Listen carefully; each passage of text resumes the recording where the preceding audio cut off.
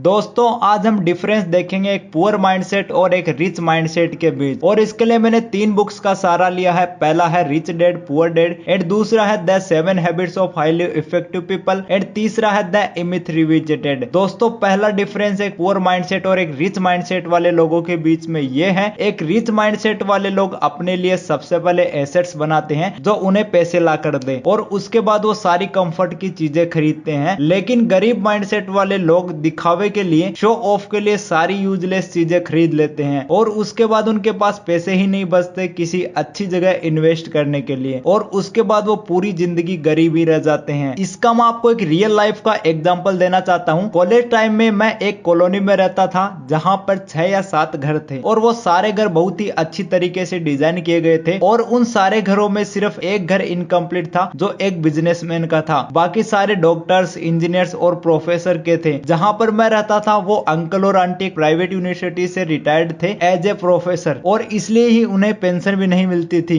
जब मैं पहली बार उनके घर गया था तो मुझे लगा था वो बहुत ज्यादा रिच हैं। उनकी कार से लेकर इंटीरियर डिजाइनिंग और फर्नीचर एकदम परफेक्ट थे। मैं उनके फर्स्ट फ्लोर पर एक रूम में रहता था। मैंने कई बार नोटिस किया अंकल और आंटी के बीच बहस होती थी पैसे के रिगार्डिंग। कोई भी एक्सेस खर्चा उनके बीच टेंशन क्रिएट कर देता था। एक बार मैं अंकल के साथ उनकी बालकनी में बैठा हुआ था तो मैंने उनसे कहा आपके पास वाले पड़ोसी ने शायद अपना घर कंप्लीट नहीं किया। तो इस पर उन्होंने कहा हाँ बहुत ही कंजूस है, कार भी एक नॉर्मल सी रखी है और सिर्फ एक ही फ्लोर पर आया है और इनकी वजह से हमारी कॉलोनी अच्छी भी नहीं दिखती। पता नहीं पैसे खर्चते हैं या फिर नहीं। थोड़े महीनों के बाद मैं वहां से शिफ्ट हो गया था तो एक बार मुझे अंकल का कॉल आया। उन्होंने बोला अगर आपका कोई फ्रेंड पीजी के लिए है तो हमारे यहाँ वैकेंसी है, आप उन्हें हमारे यहाँ के लिए रिकमेंड कर सकते हो। मैंने कहा हाँ ओके अंकल, लेकिन मुझे यह बात बहुत ही अजीब लगी। उन्होंने मुझे अगले ही दिन दोबारा कॉल कर दिया और उन्होंने मुझसे कहा कि क्या आपने किसी फ्रेंड से पूछा? मैंने कहा हाँ, पर वो कह रहे हैं कि आपका पीजी काफी कॉस्टली है। तो उन्होंने कहा वो तो होगा ही, हम इतनी फैसिलिटी जो प्रोवाइड कर रहे हैं। और अगले ही दिन उनकी फिर से मेरे पास कॉल आ गई और उन्होंने कहा हम अपना प्राइस कम करने के लिए तैयार हैं, आप अपने फ्रेंड को यहाँ भेज दीजिए। लेकिन एक्चुअल में मेरे फ्रेंड के लिए वो प्राइस भी ज्यादा था और वो वहां नहीं गए। और जब मैंने इस स्टोरी को rich dad poor dad book की थ्योरी के साथ कंपेयर किया तो मैंने ऑब्जर्व किया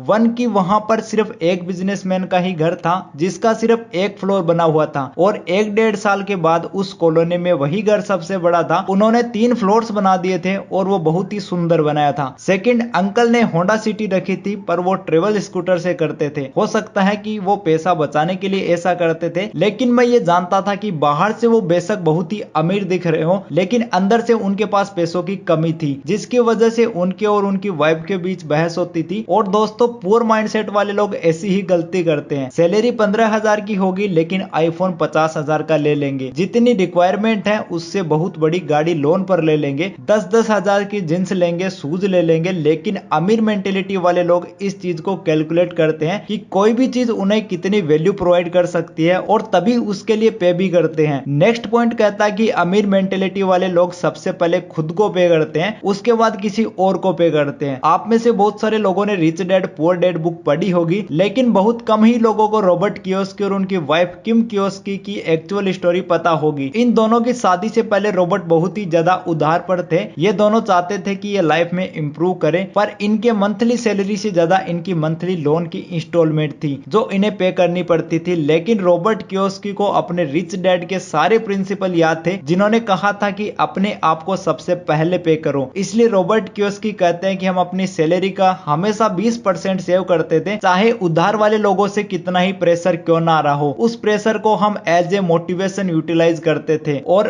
एक्स्ट्रा काम करके इंस्टॉलमेंट के लिए पैसे इकट्ठा करते थे क्योंकि ये जानते थे कि अगर ये पहले उधार देना शुरू कर देंगे और अपने लिए कुछ भी सेव नहीं करेंगे तो ये कभी भी अमीर नहीं बन पाएंगे। और बाद में इन्होंने अपने सेव किए गए पैसों से ही बाकी इन्वेस्टमेंट की और फाइनली ये मिलीनियर बन ही गए। दोस्तों हम सब में से मैक्सिमम लोग ये गलती करते हैं कि हम सब ये सोचते हैं कि हम पहले साल अपना उधार चुकाएंगे और उसके बाद हम सेविंग करना शुरू करेंगे या हमारी सैलरी का जितना परसेंट बचेगा उसके बाद हम सेविंग स्टार्ट करेंगे। लेकिन ये सीक्वेंस बहुत मैटर करता है। वॉरेन बफेट भी बोलते हैं कि पहले पैसे सेव करो उसके बाद बाकी सारे खर्चे करो। आप मान के चलो कि आपकी सैलरी ही कम है और आप अपनी सैलरी का मिनिमम 20% सेव करो। आपको उन सेव किए गए पैसों को इन्वेस्ट करना होगा। लेकिन ये पहला और सबसे सबसे जरूरी स्टेप है अमीरी की तरफ। नेक्स्ट पॉइंट कहता है कि अमीर मेंटेलिटी वाले लोग स्किल्स को पूरी जिंदगी भर इंप्रूव करते रहते हैं। इसी प्रिंसिपल को 7 habits of highly effective people book में शार्पेन द शो के नाम से बताया गया है। क्या आपने कभी ये नोटिस किया है कि बहुत कॉस्टली प्रोडक्ट की एडवर्टाइजमेंट कभी भी टीवी में नहीं दिखाई जाती? कभी भी फरारी वाले टीवी में एडवर्टाइजमेंट करके ये नहीं बोलेंगे कि आप उनसे फरारी खरीदो। ना कोई हेलीकॉप्टर की कंपनी या प्राइवेट जेट की कंपनी आपको अपना प्रोडक्ट दिखाने के लिए पैसे खर्च करेगी। लेकिन अब सवाल आता है कि क्यों है? मैक्सिमम पॉपुलेशन तो टीवी ही देखती है। ऐसा इसलिए है क्योंकि ये लोग जानते हैं कि जो लोग एक्चुअल में इन प्रोडक्ट्स को खरीद सकते हैं वो टीवी के सामने बैठकर अपना टाइम वेस्ट नहीं कर रहे होंगे। ज्यादातर मिडिल क्लास मेंटेलिटी वाले लोग graduate, post graduate, PhD, post doc कर चुके हैं और इसलिए वो सोचते हैं कि वो रेस्ट डिजर्व करते हैं और वो सोचते हैं कि उन्हें कुछ नया सीखने की जरूरत नहीं है। इसलिए वो जॉब के बाद आराम से घर आते हैं और टीवी देखते हैं, क्योंकि वो सोचते हैं कि वो इस चीज को करते हैं। और ऐसे ही कुछ मिडिल क्लास बिजनेसमैन वो भी घर में आकर टीवी देखते हैं और नई चीजें सीखना उनके दिमाग में टेंशन और प्रेशर क्रिएट कर देता है। लेकिन रिच मेंटेलिटी वाले लोग ये जानते हैं कि उन्हें अपनी स्किल्स को पूरी जिंदगी भर इंप्रूव करते रहना है। नई चीजें सीखना उनका पैशन है और ये चीज ही उन्हें रिलैक्स करती है। अगर हम बिल गेट्स का एग्जांपल ले तो वो माइक्रोसॉफ्ट से रिटायरमेंट ले चुके हैं। वो एक बिलियनर है और उन्हें कुछ करने की जरूरत भी नहीं है, लेकिन वो फिर भी हर वक्त नई नई बुक पढ़ते रहते हैं और अपनी बुक्स के बनाए गए नोट्स को वो getsnotes.com पर डालते हैं। ये एक रिच मेंटेलिटी का परफेक्ट एग्जांपल है, क्योंकि रिटायरमेंट के बावजूद बिल गेट्स अपनी वाइफ मेलिंडा के साथ मिलकर एक फाउंडेशन चलाते हैं जिससे वो दुनिया की हेल्थ से रिलेटेड प्रॉब्लम में कंट्रीब्यूट कर रहे हैं। हम में से बहुत कम लोग जानते हैं, पर इंडिया के हेल्थ प्रोग्राम में इनके फाउंडेशन ने बहुत ज्यादा कंट्रीब्यूट किया है। दोस्तों नेक्स्ट पॉइंट है आउटसोर्स। मैक्सिमम लोगों की जब जॉब लग जाती है तो वो कहते हैं भाई अब तो लाइफ सेट है। मतलब उनका इनडायरेक्टली कहने का मतलब ये है कि अब वो अपनी लाइफ में ग्रो नहीं करना चाहते। मैं इसी जॉब में रहूंगा क्योंकि हम उसी जॉब में रहेंगे तो हमारी सैलरी सिर्फ इंक्रीमेंट और प्रमोशन से ही बहुत प्रेडिक्टेबल मैनर में ग्रो करेगी, जिसका मतलब है कि अब हम स्कार्सिटी माइंडसेट में आ जाएंगे। मतलब पैसे बचाने वाले माइंडसेट में आ जाएंगे। हम हर चीज से पैसा बचाने की कोशिश करेंगे। बिजली का बिल कैसे बचाएं, खाने में पैसे कैसे बचाएं, पानी के बिल में पैसे कैसे बचाएं, और बस पूरी जिंदगी इसी स्किल को इंप्रूव करते रहेंगे। लेकिन अमीर माइंडसेट वाले लोग ये जानते हैं कि उनके पास सिर्फ 24 ही घंटे हैं और एक लिमिटेड विल पावर है, और अगर उन्हें ग्रो करना है तो उन्हें और लोगों की हेल्प लेनी पड़ेगी। इसलिए वो अपने मैक्सिमम काम जैसे खाना बनाना, कपड़े धोना, ड्राइव करना और ऑफिस के काफी सारे टेक्निकल काम आउटसोर्स कर देते हैं और सिर्फ उन्हीं स्किल्स पर काम करते हैं जो काफी ज्यादा रेयर और वैल्यूएबल है, ताकि वो और ज्यादा ग्रो कर पाए। इसके फायदे हैं, एक तो वो अपनी कंट्री की इकोनॉमी में बहुत कंट्रीब्यूट करते हैं और दूसरा वो इस प्रोसेस में बहुत सारे लोगों को जॉब दे देते हैं। लेकिन पुअर मेंटेलिटी वाले लोग इन लोगों को देखकर बहुत ज्यादा चिढ़ते हैं कि यार ये तो बहुत ही स्टाइल मारते हैं, बिना नौकरों के तो ये काम ही नहीं करते। लेकिन रिच मेंटेलिटी वाले लोगों के दिमाग में कुछ और ही चल रहा होता है। उनका रियल मकसद स्टाइल मारना नहीं बल्कि अपने टाइम को सेव करना होता है, जिसे गलत इंटरप्रेट किया जाता है। अब दोस्तों इसका मतलब ये बिल्कुल भी नहीं कि आप सारे काम को आउटसोर्स कर दो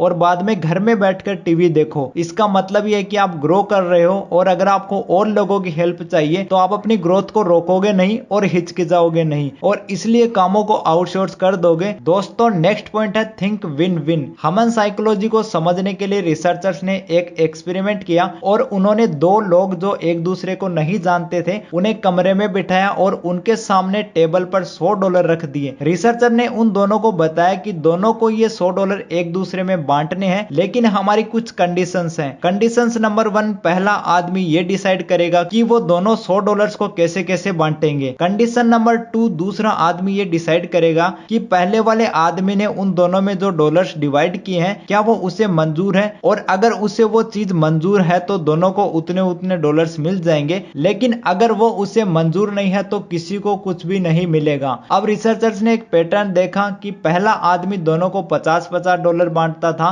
तो दूसरा आदमी उसे एक्सेप्ट कर लेता था और दोनों को $50 मिल जाते थे, और अगर पहला आदमी $40 और $60 करके बांटता था तो भी दूसरा आदमी उसे मंजूर कर लेता था। लेकिन पहला आदमी अगर उसे 70-30 करके बांटता था तो दूसरा आदमी उसे रिजेक्ट कर देता था और दोनों को कुछ नहीं मिलता था। यानी ह्यूमन इमोशंस का टिपिंग पॉइंट 730 था। रिसर्चर्स ने ये एक्सपेरिमेंट बहुत लोगों के बीच परफॉर्म किया, लेकिन टिपिंग पॉइंट 730 के आसपास ही आ रहा था। इसके बाद उन्हें लगा कि $100 डेवलप्ड कंट्री के लिए कम है, इसलिए वो सेम एक्सपेरिमेंट को परफॉर्म करने के लिए डेवलपिंग कंट्रीज में गए, लेकिन उसके बावजूद रिजल्ट सेम रहे। अगर आप दूसरे आदमी होते तो आप भी यही सोचते कि पहले वाले आदमी ने 70 क्यों रखे और मुझे 30 क्यों दिए, तो इसलिए मैं भी शायद 70 नहीं लेने दूंगा। वो शायद ये इमोशनली ठीक भी था, लेकिन अगर हम इसे लॉजिकली देखें तो आपको वैसे भी कुछ नहीं मिल रहा था, आपको सिर्फ हाँ करनी थी और आपको $30 मिल जाते। लेकिन मैक्सिमम लोग इस डील को ना ही बोलते हैं और ये पुअर माइंडसेट वाले लोगों की साइकोलॉजी है, जहां पर जेलेसी, चिढ़ और कंपटीशन जैसे इमोशंस हैं। लेकिन एक रिच मेंटेलिटी वाले लोग कोई ना कोई मेथड यूज करके एक ऐसा सॉल्यूशन निकाल लेते हैं जिससे दोनों का फायदा हो सके। विन विन में बिलीव करते हैं, विन लूज या लूज लूज वाली डील वो नहीं करते। इवन विन विन कंडीशन में अगर उनको कम परसेंटेज भी मिल रही होती है तब भी वो डील कर लेते हैं, क्योंकि वो जानते हैं वो हजारों ऐसी अपॉर्चुनिटीज क्रिएट कर देंगे और अपने लिए और बाकियों के लिए भी फायदा कर देंगे। तो दोस्तों इस वीडियो में हमने टोटल 5 पॉइंट कवर किए। पहला है फर्स्ट एसेट्स देन कंफर्ट। सबसे पहले ऐसे एसेट्स क्रिएट करो जिनसे आपको इनकम आए, उसके बाद ही आप अपनी कंफर्ट और शौक वाली चीजें खरीदें। सेकंड, पे योरसेल्फ फर्स्ट। सबसे पहले अपने लिए पे करें, खुद को पे करें, मतलब आप अपनी इनकम का एटलीस्ट 20% तो सेव करें, चाहे आपके ऊपर कितना ही प्रेशर क्यों ना आ रहा हो। ये मान के चले कि आपके सैलरी कम है और बाद में उस 20% का कुछ परसेंट इन्वेस्ट करना शुरू करें। थर्ड, हमने देखा था आउटसोर्स। अगर आप अपने आप को इंप्रूव कर रहे हो और आपको टाइम की जरूरत है तो आप दूसरे लोगों को अपना काम आउटसोर्स कर सकते हैं। इन चीजों में कंजूसी ना दिखाएं। फोर्थ है कॉन्टिन्यूसली अपनी स्किल्स को इंप्रूव करते रहे, नया नया मटेरियल्स पढ़ते रहे और नए नए स्किल्स सीखते रहे। और फाइनली आता है थिंक विन विन। ये मत सोचो कि दूसरे को मुझसे ज्यादा मिल गया है, ये सोचो कि पहले आपको कुछ नहीं मिल रहा था लेकिन अब आपको कुछ तो मिल रहा है। और अगर आप टैलेंटेड और मेहनती हो तो आप ऐसी बहुत सारी सिचुएशन क्रिएट कर दोगे लाइफ में। जल्दी आगे बढ़ना सीखो, क्योंकि हमारी लाइफ इतनी बड़ी नहीं है और हम इस धरती पर हमेशा के लिए नहीं है। तो दोस्तों आप कमेंट सेक्शन में बता सकते हैं कि आप नेक्स्ट वीडियो किस टॉपिक पर चाहते हो, ताकि हमें फीडबैक मिले और हम उन्हीं टॉपिक्स को कवर करें। इस चैनल को जरूर सब्सक्राइब कर लीजिए और बेल आइकन को भी जरूर दबा दीजिए, ताकि आप ऐसी एक भी नॉलेजेबल वीडियो मिस ना करें। और इस वीडियो को लाइक जरूर कीजिएगा ताकि हमारा कॉन्फिडेंस बढ़े। तो चलिए फिर मिलते हैं नई धमाकेदार वीडियो के साथ। जय श्री राम, हर हर महादेव।